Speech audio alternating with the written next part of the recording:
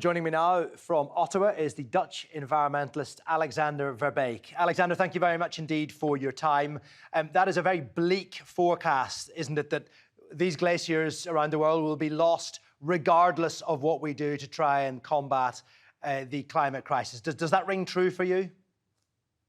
Yes, absolutely rings true, as all predictions of scientists always ring true. All the serious scientists we've followed for many years, they've warned for this to happen. Now it is happening. And now we hear a report not of something that might happen, but this is a report that tells us even whatever measures we will take now, we will lose 1/3 of those heritage glaciers, a third of those 18,000, so that's 6,000 glaciers.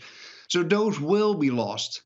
But we can, for the second half of the century, if we take measures now, we can avoid that we lose more than that. Yeah, including all of the glaciers in Africa.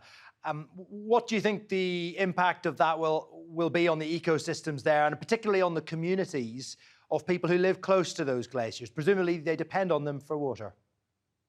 Well, yes, you don't even have to live close to a glacier, because a glacier provides water that goes all the way to the ocean where it leads to.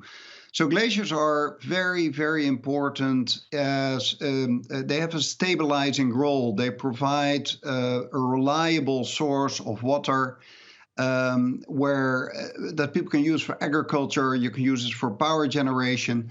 And the basins that are fed by these huge glaciers, they are full of biodiversity. So about half of the biodiversity hotspots in the world are in these glacier basins. So we talk about drinking water, we talk about health risk if there's not enough, we talk about the dangers of getting huge floodings, as we have seen recently in Pakistan, where like glacier lakes burst and then suddenly you get a huge amount of money a huge amount of water, not money unfortunately, that washes away everything with terrible devastation. We've all seen these pictures. So it is clear that we can't wait any longer with taking action in the world. I mean, the amount of water, it was briefly mentioned as 58 billion tons per year. Nobody knows what it is. I just calculated that for you. We talk about 23 million Olympic-size swimming pools of ice that we lose every year only on this 10% of glaciers that we are talking about. And that is year after year. And that means we get sea level rise, we lose the stability of the glaciers. This is a disaster taking place right now, not something in the future. It's taking place right now, and we should take action right now. So luckily, we have COP27 next week.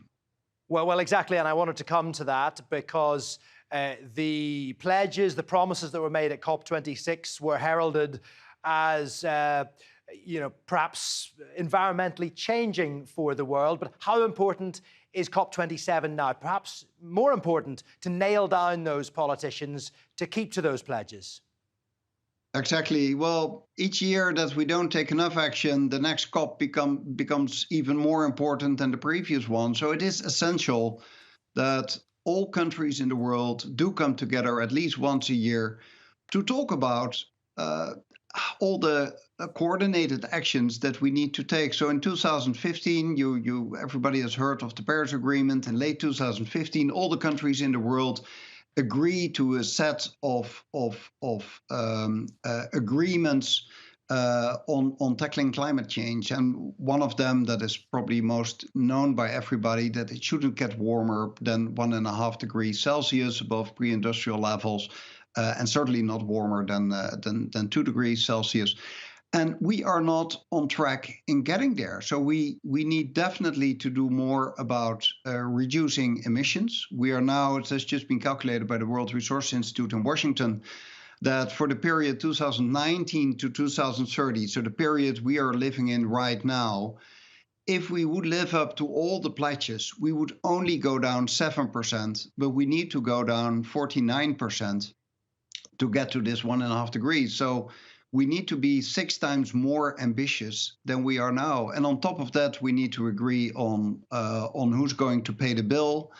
And also, apart from just reducing emissions that causes the problem, we also need to talk about adaptations that are needed, because as we see with the glaciers, things are happening all over the world right now, and countries need to adapt to it. And that includes countries who have nothing to do with the whole problem in the first place. They get the brunt of it, but they didn't cause it. So that's also one of the finance aspects, like who is going to pay for the damages that we are talking about.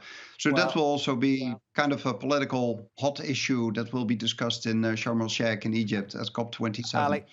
Alexander, we need a sea of money, as you referred to earlier, and we need the coordination of the world's countries. Thank you very much indeed for joining. Alexander Verbeek. Thank you.